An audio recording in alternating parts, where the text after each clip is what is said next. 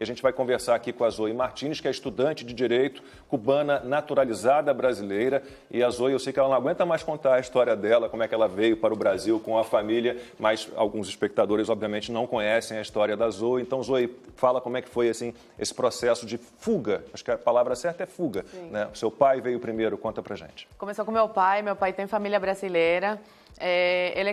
Ele ocupava um cargo muito alto em Cuba. Ele trabalhava em Etexa, que é a única empresa que mexe com essa rede de telefonia e de internet. Então, na época, para vocês terem uma ideia, 2005, era completamente proibido ter internet em Cuba e meu pai tinha acesso, né? Então, era um cargo muito importante. E quando você ocupa esses cargos assim muito importantes, você tem que virar do Partido Comunista de Cuba. Você tem que entrar para o Partido Comunista, você é obrigado. E começaram a sondar ele, até que jogaram na parede e falaram, olha, você tem que entrar. E ele não queria, porque depois que você entra, é muito difícil para você sair. E ele não queria ficar para sempre em Cuba, ele queria uma melhor vida para a família. E então ele falou com a prima dele, fez uma carta oficial convidando ele para passar umas férias aqui no Brasil, máximo de 3 meses, que um cubano, na época, era o máximo que podia ficar fora de Cuba. Ele veio e ficou. Aí ele pediu asilo político, depois de 1 ano de estar no Brasil, e deixou minha mãe grávida em Cuba da minha irmã do meio. E eu tinha 5 anos na época. E aí, depois de quase 4 anos, meu pai conseguiu tirar minha mãe de Cuba, através de um amigo dele. Ficaram 4 anos sem se ver. 4 anos. Aí teve a minha irmã em Cuba e tudo, e meu pai sem conhecer. Aí meu pai conheceu um amigo muito querido aqui, argentino, naturalizado brasileiro, pediu para ele fazer essa mesma carta que a prima dele tinha feito para o meu pai. E aí minha mãe conseguiu vir através dessa carta para passar umas férias no Brasil. Enquanto ela chegou, já foi na Polícia Federal e teve direito, como está casada com meu pai, a ser exilada política também.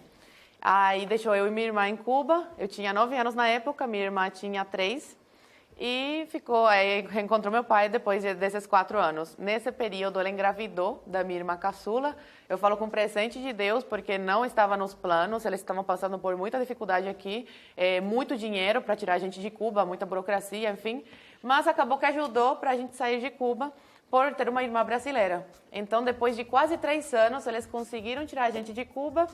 Meu pai conheceu minha irmã do meio com 5 anos, voltou a me ver com 12, e a gente conheceu nossa irmã caçula com quase 3 anos.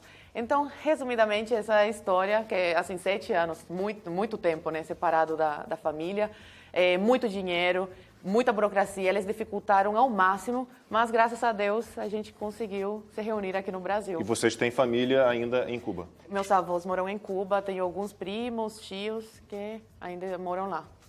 Amanda. Nossa, que história emocionante, né, Zoe? Quanto tempo sem ver sua família? Estou vendo que você está emocionada, né? Eu fico também, Por mais que eu repito muito essa história, né? Todo lugar que eu vou me perguntam, mas é muito emocionante, né? Eu fiquei a infância toda sem ver meu pai. Sem ver seu pai, né? É tão bom morar em Cuba, que olha o desespero do meu pai de sair e depois tirar a família e essa separação familiar. Se fosse tão bom, né?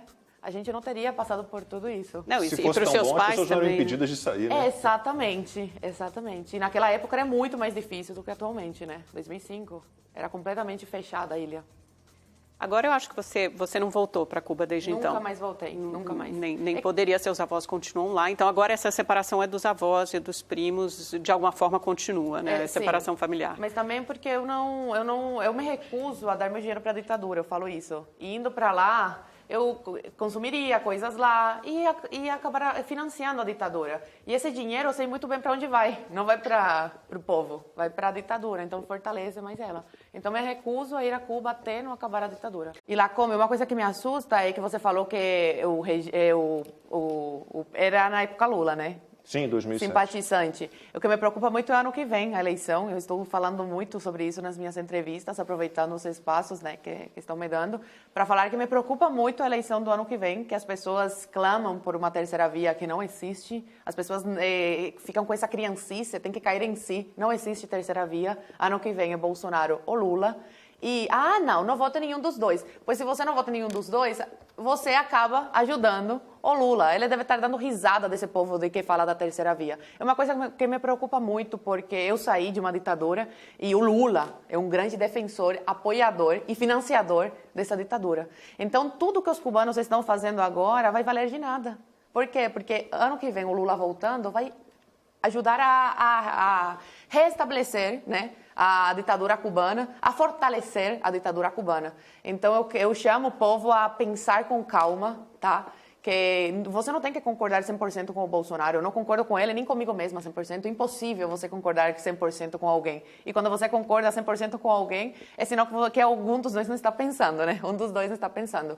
Então, uma coisa que me preocupa muito, ver como tem muitos brasileiros, que apoiam um financiador de ditaduras como Lula e que quer isso para o Brasil, né? Então, é isso que eu sempre quero deixar claro aqui, eu como cubana, a minha preocupação da possível volta do Lula. Mas eu acho que brasileiro inteligente não vai cair nesse papo aí de Lula novamente. Amanda. O Bolsonaro também costuma enaltecer bastante a ditadura, né, Zoe? A gente vê, por exemplo, o Carlos Brilhante Ustra é o herói dele. Ele foi um torturador do DOI-CODE. Nós, aqui no Brasil, também tivemos a nossa experiência, não eu, não a minha geração, mas tivemos a nossa experiência de 21 longos anos também de escuridão na ditadura. Graças a essa intervenção militar aqui no Brasil, vocês se livraram do comunismo, né? Não é bem assim a história, mas aí eu acho que a gente vai mudar completamente de assunto, não é o tema o dessa presidente entrevista. Bolsonaro foi o único que teve coragem, o único presidente da América Latina que teve coragem de bater de frente e falar umas verdades na cara da ditadura cubana. Eu entendo a sua posição e eu acho que é completamente errado o governo do PT apoiar ditaduras como de Cuba e de Venezuela. Financiar, né? Que apoia. Botamos um bocado de dinheiro lá. Em 2018, em 2018, Cuba tinha uma dívida com o Brasil de milhões, mais de 15 milhões de dólares. E Brasil pagou, porque participou como credor também. Vocês, pagadores de impostos, eu também, pagamos a dívida. A Venezuela também tomou, empresas brasileiras também não pagou um tostão ao Brasil. Pois é.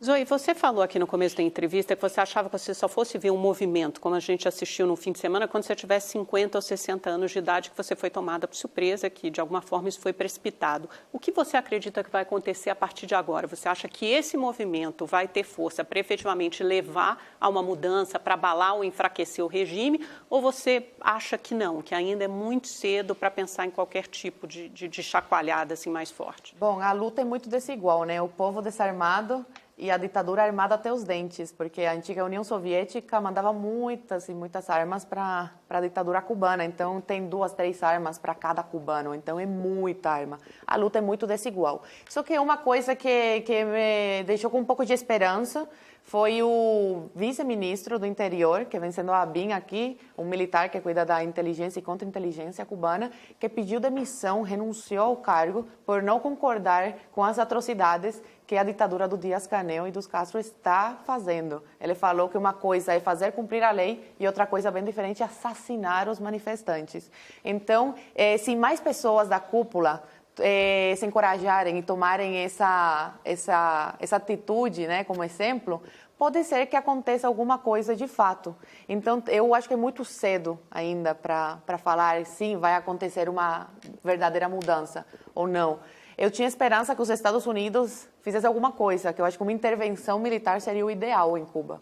Mas eu acho que é muito cedo ainda, porque é muita repressão.